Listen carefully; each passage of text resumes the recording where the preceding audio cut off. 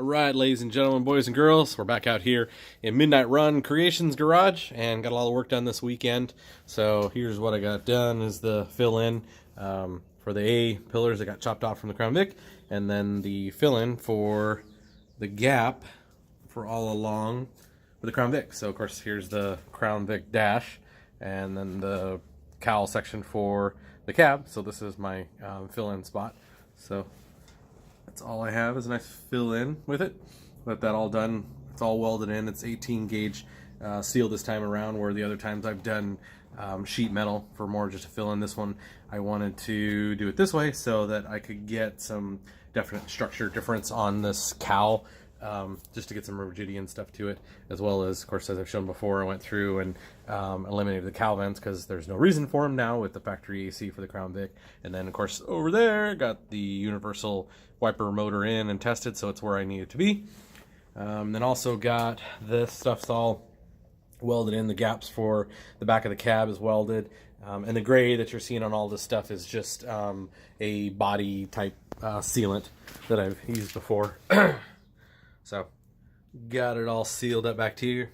So as soon as it dries, which is taking longer than expected because it's like 30 some degrees, 35, 36 today for the high. So I know not as cold as some of you guys have got going on, but still chillier for here for the end of February. So snow's starting to melt. So hopefully it goes away soon. But yeah, so I got that. So sorry for the lighting and stuff. And then that's the front side, and that's what all that is too, the sealant on it. So got it. And then if you can see that, ooh, what do we got here?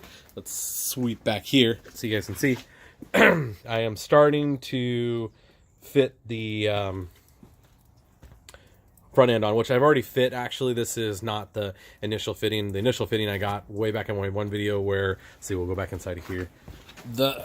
I cut out the core support to fit all this. That's the initial one I got. That was on a longer video. But so this is, for all intents and purposes, kind of the final fitting, I'm hoping. Now that I got it up here and in, I really don't see a need for me to pull it back off again. I think I can do all my sanding and stuff when it's on here, because like I've said before, well, you can see the difference. Like in the very first video I did, that's the old paint that takes like 60-80 grit on the orbital to get down to where we're at here on the cab and stuff. So I'll need to get that stuff all prepped, and I'm thinking hot rod red is probably going to be my go-to with it, but that's kind of the way it looks.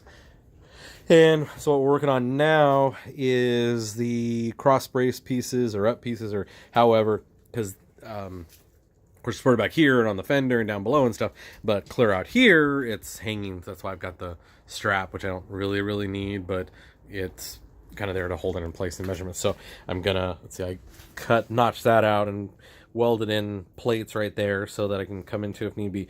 Most part of why I did this was so I can do some kind of bumper mounting system later on, but right now I have this. So which I cut a little bit more, which I have this piece, so I'm actually going to weld it in and come with the factory piece right up against here. That'll fill that in a lot nicer. That way I'm pushing more airflow across here. So I'm not sure what I'm going to do yet with this. I'm either going to come out here to the fender to support, or I may actually, let me back up here, come up to here for some kind of mounting type of deal, and then may run across and back down or just up. I'm not sure, but I'll do something with it. We'll figure it out to get it all situated in there. That's one of the nice things too. I left the core support in this one. I want to try and use it as much as I could and cut as little, which I thought I had it measured. I'm kicking myself. I'm really mad for not measuring more and stuff because I didn't want to cut that much off. Just like with all the stuff I did for the firewall and the Crown Vic and everything in the truck, I want to cut as little as I need to on this truck, unlike the other ones. And so, because I don't want to have to fill this in and stuff. I mean, before I didn't even use this core support on the last two that I did. I just took them out and made a custom bracket system, which would be awesome if I had, you know, more measurements and was not using the inner fender pieces and stuff. You could do a lot more custom, kind of like with the high-end race trucks they do, which I want to do on one, but this one I wanted to kind of keep as much as I could with it because it just keeps things from shifting around. The last one I did, this all like shifted on me. It was really hard without jig and some of the other tools to make sure things are all, you know, straight and stuff, and being the first time to rebuild all this. But again, with like what we're doing with this whole Crown Vic thing, you know, why reinvent the wheel.